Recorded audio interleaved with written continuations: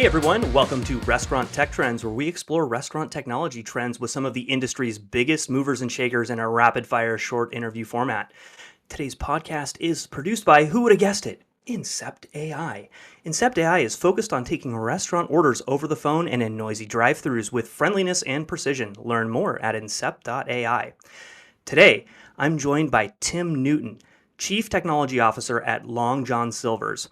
With a nearly 3-decade career spanning tech and digital transformation, Tim is the kind of person I dream about having on Restaurant Tech Trends. And before he was at Long John Silver's, he was VP of Global Technology at Papa John's, and he also served as CTO at Fat Tuesday and the delivery platform Waitr. At Long John Silver's, he is driving enterprise modernization across cloud POS, mobile ordering, data integration, and guest-friendly experiences across the system. Should be a good one. Tim, welcome to the show. Hey, thanks, Justin. Glad to be here. I'm really glad you're joining. I wanted to actually start out with a leadership question. You had posted something that I read this morning on LinkedIn, actually, about an injury that you had recovered from a year ago. And it made me think that as technology leaders, we all face challenges and setbacks, and then we persevere and move on.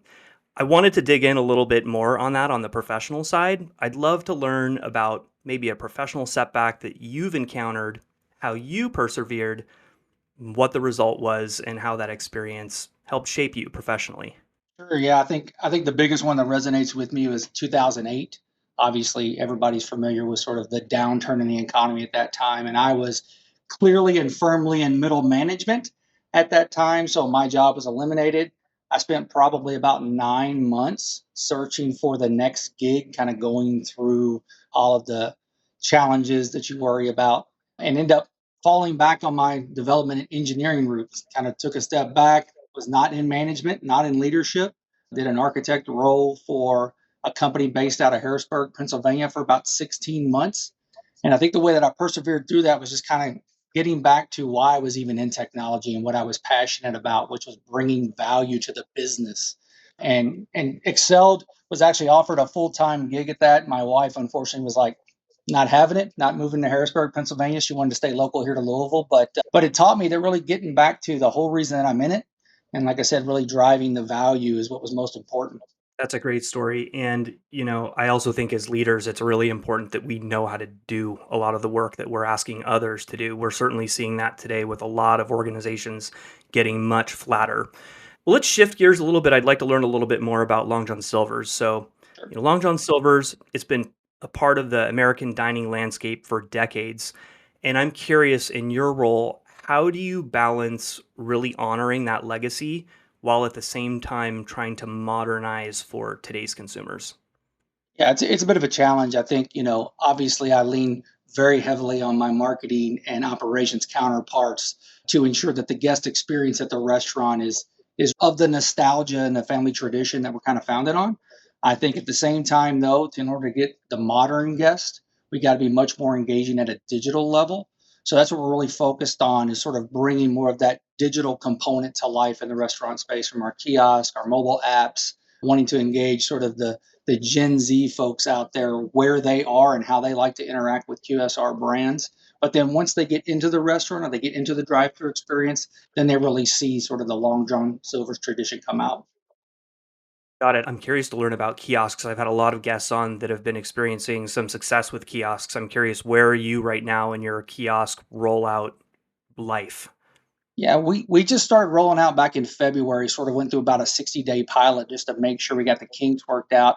It's across probably two-thirds of our system at this point.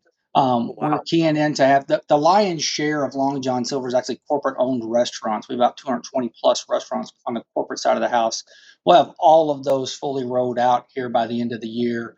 And then one of our largest franchisees, Charter Foods, which has the rest of sort of the lion's share of restaurants, will be also on that platform. So we've seen increased ticket, as you can imagine. I think folks they like the opportunity to sit there. Certainly Gen Z like the opportunity to sit there and take their time when ordering versus feeling the pressure of having to stare and have a conversation with an individual while they're looking at the menu. I'm always curious when I hear someone talk about increased check from kiosk, how much of that do you think is due to, people just taking their time and not feeling pressured versus maybe ordering a little bit extra that they might have felt guilty to order if they were talking to a cashier. Yeah, we've had that same sort of conversation internally. I think the other thing is that unique is you're able to do different types of product placement. So we saw sort of a basket mix change up in our dine-in restaurants where folks were gravitating towards basket, and the finance folks are like, why are they gravitating towards our basket versus some of our meals or platters? Lo and behold, it's the first thing that you saw when you popped into the kiosk. So now we know in order to engage some guests, maybe it's some things that we want to be engaging in, sort of upsells or something like that, throwing it right front and center to them. And we have a better control over that with our digital experiences than we sort of do at the drive through or even those that are walking into the POS. Right. Well, we're already talking about digital experiences. So help us understand a little bit more broadly, what role do digital ordering and delivery partnerships play in your strategy today for reaching new customers? Sure. Right now, about our third party delivery probably represents about 7% of overall sales. Our digital experiences are in the 3 to 4% range. We see that as a major growth area for us, a growth channel, and really to try to engage sort of that next generation of customers. We've got a very old demographic in terms of the folks. It's the nostalgia based. Many of the folks my age and even older than me were introduced to Long John Silver's by their grandparents or their parents, and so we're always going to have that, but those are probably the less engaging on the digital platforms. Whereas my daughter, who's 21 years old, she doesn't even want to talk to anybody when she goes to a drive-through or a QSR. She wants to do everything on her mobile app. So we're trying to reach those guys. So we see it as a major growth engine. We've hit some pretty aggressive targets for ourselves in order to sort of double digital ordering over the next 2 years. And we see that's going to be pretty significant because right now, if you look across industry with some of our competitors in the seafood space, everybody's kind of hovering at that 9 to 10% total in terms of delivery and first party.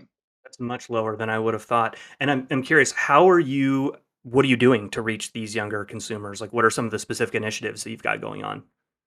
Well, we're trying to do some gamification on our mobile app. It's not there yet, but we did see sort of a trial run back during Lent and saw a lot more of engagement when we operated email campaigns. We're trying to reach folks via social channels a lot more, TikTok, Instagram. We've hired some folks that are helping us engage in those platforms and then offering influencer opportunities as well.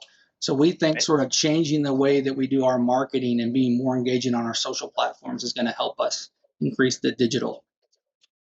Are you finding with the digital channels for your older customers, are they more resistant to adopting these channels? Is there anything specifically you're doing with these older customers to try to get them to adopt digital?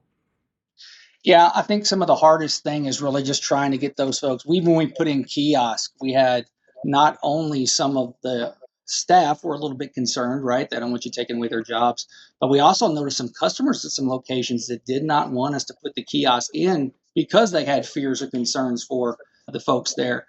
The way we see it is sort of taking out the mundane tasks, if you will, sort of that order taking, the punching in the POS, putting that in the Yep. hands of the customers themselves allows then our staff team members to be able to be more engaging with the guests. They act kind of like a concierge to the kiosk. They can make sure that the order is 100% accurate. And I think that is what parlays into getting the older demographic to be a little bit more engaging in the platform. Yeah, it makes sense. I'd like to learn about what some of your biggest accomplishments have been since you've been at Long John Silver's. Yeah, so I've been here a fairly short amount of time, only about a year, and there were Yeah. several initiatives underway. Key of which was obviously finishing the rollout of our cloud-based point of sale system. But then also we had a mobile app that was about 3 months old when I joined. So really kind of getting that to grow, adding stability to it, improving the user experience. And then we embarked on a back office initiative to make a more modern and mobile version of our back office, as well as kiosk. So we got a handful of things that are underway, and we're getting ready to kick off on a labor management solution, hot schedules that we're implementing across the board to kind of take advantage of some of the AI forecasting capabilities there. Well, Tim, I can't let you get away with it. You did use the magic word AI. So you're talking about AI forecasting. We Yep. can't finish an interview without talking a little bit more about AI. So I would love to hear you talked about AI with forecasting. What do you think the top uses are for AI today in quick service? demand forecasting? Is it scheduling, order taking, something else? What do you think the big wins are? Yeah, I think it's going to be all of that, quite honestly. I mean, right now I've got, no less than a dozen vendors reaching out to me to try to do everything from drive through AI to do voice insights, which I think is very interesting, trying to get sort of the understanding of the sentiment of the guests and how your Yeah. order takers at the drive through window are handling that. And then obviously scheduling, that's something there that we could have been done a long time ago, even before AI. AI is just making it a lot more easier for us as technologists to be able to implement those types of things. But I think the probably the coolest part for me and the one I'm most interested in is in true product innovation. Like how can we leverage AI up against, we've got 55 plus years of ordering data available to us. And so being able to say that Tim Newton, when he orders a fried fish, he also likes a side of coleslaw or he likes some corn, or hey, maybe there's an opportunity to get some mac and cheese and our world famous crumblies thrown in there on top of that. So really looking at that to kind of pull insights out of the data to say this should be the next product innovation for us based upon how our consumers are currently consuming our food. Yeah, that's interesting you say that. I had a gentleman, Adam Kinzinger from Waba Grill, on a couple of weeks ago, and he was talking about how they're using a CDP to help with menu innovation and discover, little things they didn't know about the way that people ordered certain menu items that caused them to change the way that they're presenting and serving their food. So there's definitely, I think, a lot of green field ahead in that space in particular. So let's just pull back even further as you look at technologies in general. What are you most excited about in the QSR segment and why? Yeah, I think unfortunately I'm going to hit that magic two-letter word again. I think it's AI. I think the possibilities that we have with leveraging AI, whether it be, kind of how you're seeing it most today. I really think that there's a lot of opportunity for automation. And I'm talking about sort of the mechanics of the QSR space, and that's not to frighten anybody. I certainly don't want to replace a bunch of our folks that work very hard in our restaurants, but I think there are probably some tasks and some jobs that even those folks would say, "Gosh, it's just mundane to drop the fish or drop the fries into the fryer. Like, how can we make this simpler?" So I think automation and sort of leaning in from an AI perspective to go, "Hey, you're getting ready to hit your big rush, you might not be thinking as a person, gosh, I should probably drop a little more chicken or a little more of the fries ahead of time, Yeah. sort of getting the AI and the automation and the mechanics there to pull those sorts of things in and kind of pull them from your inventory and get them going ahead of time so that you can be tended to your guests, because that big rush means you got a bunch of people coming through the door, a bunch of people coming through the lanes at the drive through. Looking at Long John Silver's 5 years from now, what do you think is the same and what's different? So I think the way we treat our guests and sort of offering up what I think is the best QSR seafood, hands down, I think that's going to continue. I think what they'll see different is sort of a fresh, modern face. And then I think the technology, the way you interact with us, whether you're coming in for the kiosk, whether it's super frictionless ordering on your mobile device.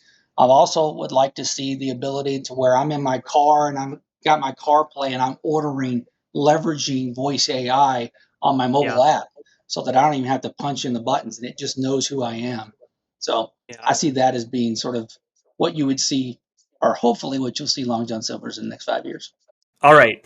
Now we're coming up to our rapid fire segment. And so, for everyone that's watching or listening, Tim has no idea what these questions are that I'm about to throw at him. Tim, the rule on these rapid fires, got to try to answer with one word if you can. If you can't answer with Okay. one word, answer with one sentence. Are you ready? I hope so. All right, we're about to find out. What is the most memorable IT crisis you helped resolve? A 4 hour outage at Papa John's, Oh, unfortunately. gosh. All right. Cloud computing or on premise? Cloud. What is a key trait you look for when you're hiring tech talent? Attitude. All right, last one. What is your go to menu item at Long John Silver's? The chicken strips. Chicken strips. All right. Well, we are out of time. Tim, I am so grateful that you were able to make some time for us here today. Everyone, Tim Newton, Chief Technology Officer at Long John Silver's. Thanks, Tim. Thank you, Justin. Really appreciate it.